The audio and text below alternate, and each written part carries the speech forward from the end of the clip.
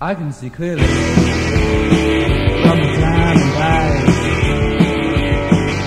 I'm going to the mountain where the fire's heated. No one will accept all of me, so the fire will stop.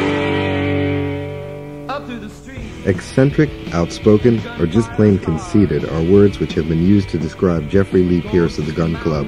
At the very least, he's not boring.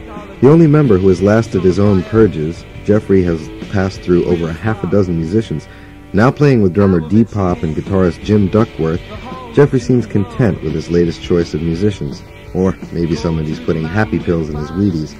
Following the interview is a live recording made with now unemployed gun clubbers.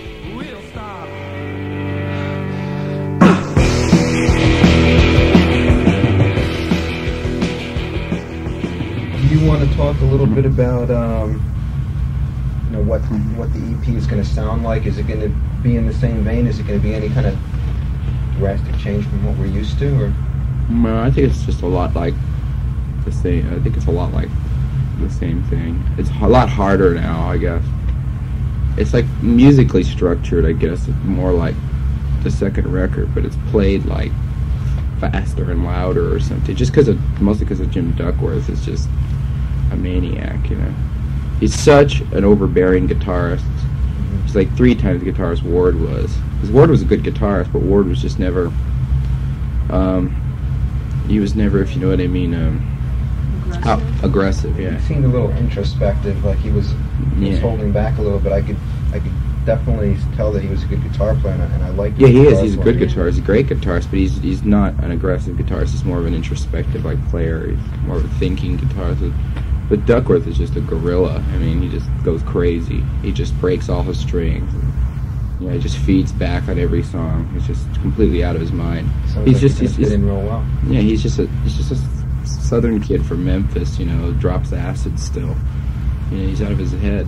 And he's great. He works out perfect with us, and he just sets D loose, and D just goes crazy too. And D's been really restrained for a long time doing that Bush Tetris thing, that he's really digging being in a rock band again. So they're both I couldn't even control them in the studio.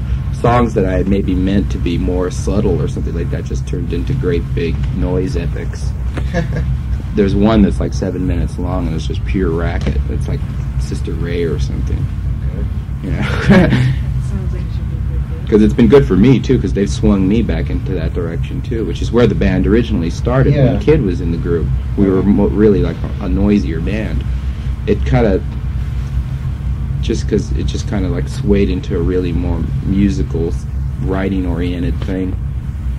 And now that I've got these new guys, the fresh blood, it's kind of gone back again for where it started.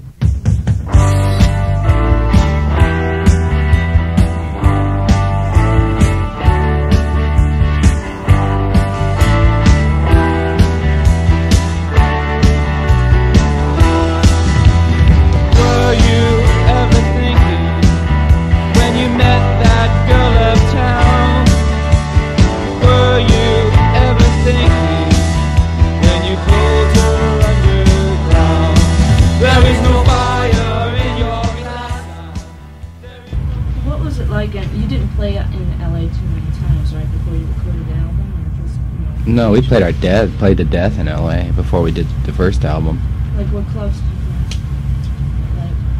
All the shit dives, all of them. Name one. I think we played every one. Perkins Palace is the only place we didn't play, I think. Every other imaginable club we hit. Was it hard getting any kind of acceptance because at the time you were playing, there was a big punk thing and all that? You really aren't. Yeah, it was real. We never did. We still haven't. We never did get any acceptance over there because we weren't hardcore and we weren't rockabilly, and everybody, it's all classification there. So you find they don't even give a shit about music in Los Angeles. In Los Angeles, they only give us it's all a matter of social groups and cliques and labels for them and stuff. It has nothing to do with music. The more unique you are, the more you separate yourself from the whole audience in general. There's I guess now it's opening up a little bit. These bands like Dream Syndicate are coming out, and they're popular. They're big draws in L.A. A band like that wouldn't even have a chance 2 years ago when we were doing it.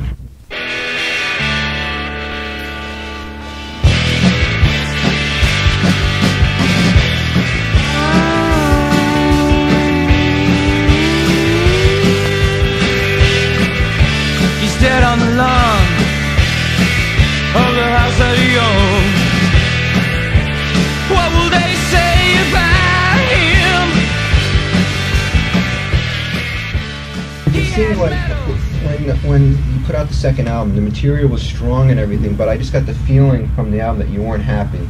It comes across that. Well, it wasn't mostly like. Well, see, I thought it was the best songs I had ever written. Yeah. I still think it's better songs than maybe in the EP even. I think that those songs are better. But,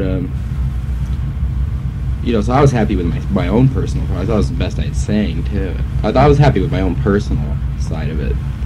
But I was happy with just about everything after that. The playing was very...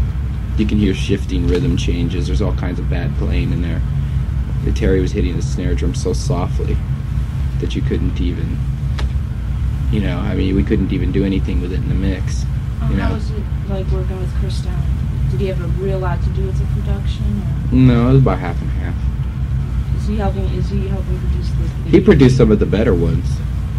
He produced like Watermelon Man and shit like that, which I like, and that's like all just Chris. I mean, I had nothing to do with that song. I wasn't even in the studio during it. I did like Mother of Earth, you know, because I was pushing towards a more echoey country thing.